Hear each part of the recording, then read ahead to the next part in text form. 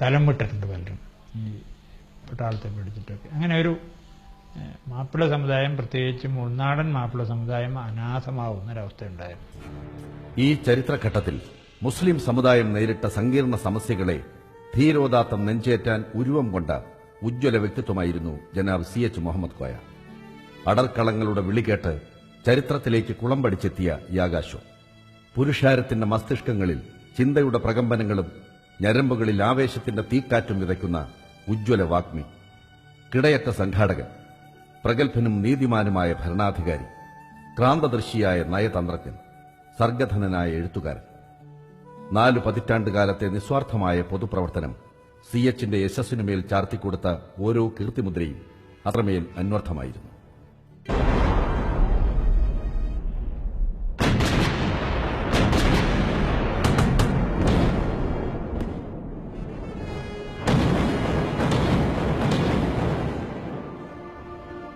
ലോകരാഷ്ട്രീയവും ദേശീയ രാഷ്ട്രീയവും വിക്ഷുബ്ധമായ ഒരു ചരിത്രസന്ധിയിലാണ് മുഹമ്മദ് കോയ പൊതുപ്രവർത്തന രംഗത്തേക്ക് പദമൂന്നുന്നത്. ജർമ്മനിയുടെ ബോംബർ വിമാനങ്ങളും അഡോൾഫ് ഹിറ്റ്ലറുടെയും മുസോളിനിയുടെയും അക്രമാസക്തമായ ആക്രോശങ്ങളും കൊണ്ട് ഭൂമണ്ഡലം നടുങ്ങിത്തരിച്ച ചരിത്രത്തിൽ ചോരപ്പേമഴ പെയ്ത ദശാസന്ധി.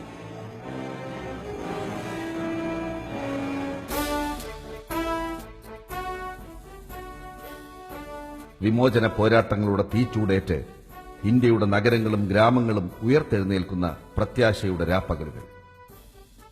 കൊടുങ്കാറ്റുകൾ തുടലഴിച്ച ആ പോരാട്ടത്തിന്റെ മൂശയിൽ നിന്നാണ് മുഹമ്മദ് കോയയുടെ വ്യക്തിത്വവും രാഷ്ട്രീയ ദർശനങ്ങളും രൂപപ്പെടുന്നത്.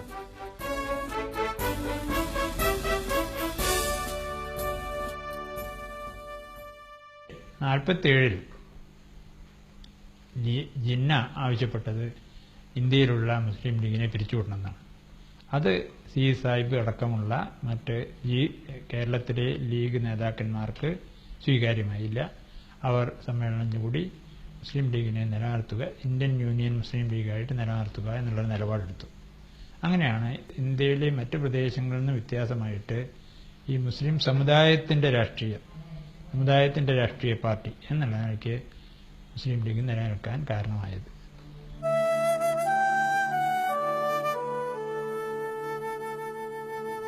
ഹൈസ്കൂൾ പഠനത്തിനായി കൊയിലാണ്ടിയിലെത്തിയ CH ബാഫക്കി തങ്ങളുടെ വീട്ടിലും നൂർ മഹലിലും മറ്റും താമസിച്ചുകൊണ്ടാണ് സ്കൂളിൽ പോയിരുന്നത്. അക്കാലത്തു തന്നെ പ്രസംഗം, എഴുത്ത് തുടങ്ങിയ പാഠ്യേതര രംഗത്ത് അദ്ദേഹം തന്റെ മികവ് പ്രകടിപ്പിച്ചു. മുസ്ലിം വിദ്യാർത്ഥി ഫെഡറേഷന്റെയും വൈറ്റ് ഗോഡിന്റെയും പ്രവർത്തകനായി കോയ പതുക്കെ പൊതുരംഗത്തേക്ക് കടന്നുവന്നു.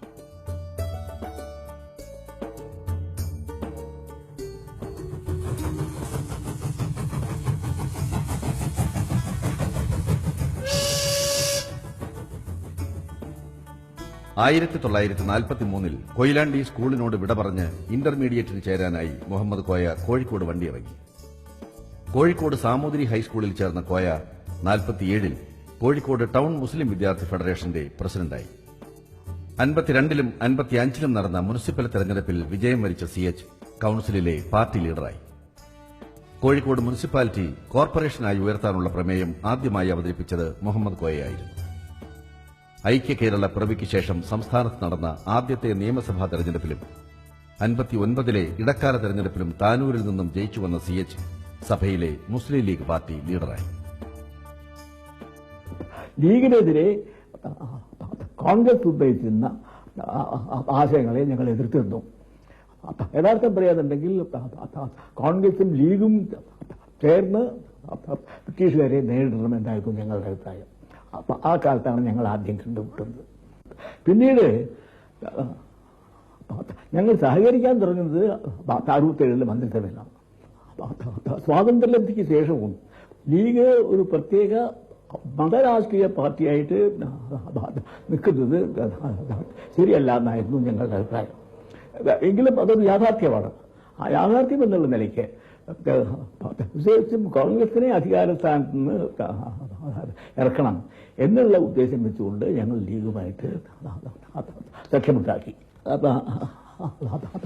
ആദ്യമായിട്ടാണ് ലീഗിന്റെ മന്ത്രിമാര് സെക്രട്ടേറിയറ്റിൽ വരുന്നത്. ഇന്ത്യയിലെ ഏറ്റവും പ്രായം കുറഞ്ഞ സ്പീക്കറായി സത്യപ്രതിജ്ഞ ചെയ്തുകൊണ്ട്